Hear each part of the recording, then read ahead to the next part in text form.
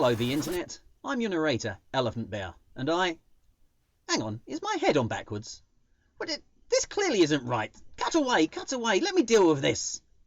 Previously on Dungeons & Dragons: The Final Frontier. The Pequod saved a monkey. The Pequod attacked. She has to flee an onslaught from a superior alien menace. A mysterious gem, a mission to complete. Right, that's better. Now, where were we? Oh, yes. The Pequod had just entered into orbit around the first planet in the Playa system where the USS Titanic had crashed. A quick scan of Playa 1 revealed that the surface, whilst breathable, was a vast, blisteringly hot desert. With no one having packed their Factor 1000 sunblock, the away team grabbed their environmental suits from the shuttle bay and prepared to descend. The shuttle flew down to Playa 1 and landed near the remains of the Titanic. The heat from the inhospitable planet beat down on the team even across the short walk to the crash site, causing the team to become irritable. It's hotter than an elemental sauna in these suits. You think you got problems? My suit smells of wet monkey. Oh, really? 'Cause my suit smells like a dwarf and a human had a baby, put it inside a rubber suit, and then put it in a place that's as hot as the freaking sun itself. I think he's talking about himself. Yeah, I know. Alright, more irritable.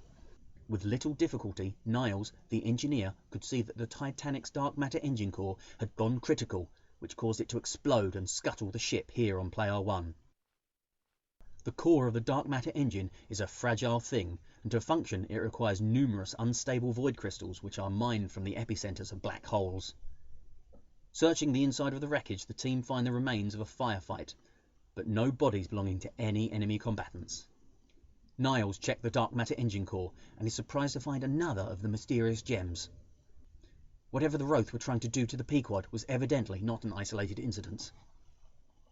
Just as the crew were packing up to return to the shuttle, they hear large footsteps approaching.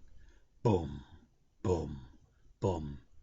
The team hide and hope the giant creature will walk by. Unluckily for them, the alien dinosaur stopped, lifted its head to the air, and sniffed. With no choice but to fight, the team unleashed a hail of lasers and bombs. But the alien dinosaur had longer reach than they anticipated, and it managed to squeeze its giant head inside the small opening of the wreckage and dragged poor Niles out into the open. With a few swipes, Niles heroically goes down. I think you got him. Wow, he is super dead. The sight of her friend in trouble caused Lorelei's animal instincts to kick in, and she started to wild shape into a ferocious beast to save him from the clutches of certain death. Now, the thing you don't know about Lorelei was that she was originally from a low-technology, high-magic world called Ancora. When it came time for the Elven Empire to comply with their UCOP agreement to send soldiers, they realised they didn't want to send their best and their brightest. They didn't even want to send their medium and competent. So instead, they held a lottery and selected some nobodies from the backwater planets all across the Elven Empire. Planets like Ancora. On her home planet, Lorelei was a druid of renown with a high affinity with nature. She was the protector of her village, but when her only family was selected by the lottery to join UCOP, she didn't hesitate to volunteer in his place and leave the planet she loved behind. It was difficult for Lorelei to adjust to life amongst the stars, but she found she still had a talent for flying, even if now it was without wings. UCOP put her in the pilot's program, where she trained hard and became Ensign First Class, pilot of the USS Pequod. Lorelei had gained rank and the respect of her peers, but she had lost her connection with the natural world she once cherished. As her first transformation so far from home began, she could tell something was wrong. Instead of fur, her skin grew thick and armoured. Her muscles became powerful pistons, and her beating heart slowed to a stop and became the pounding pump of an engine.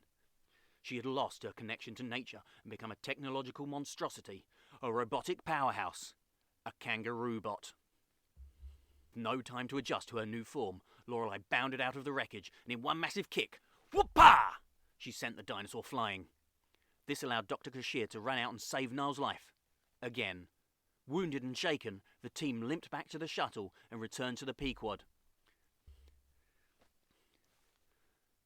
Now, with more questions than answers, The team must somehow get home to Umber Station without a functioning dark matter core, with 2 mysterious gems, and with a pilot going through a metal phase. How will they manage? Well, that's a question for next time. You're welcome, the internet.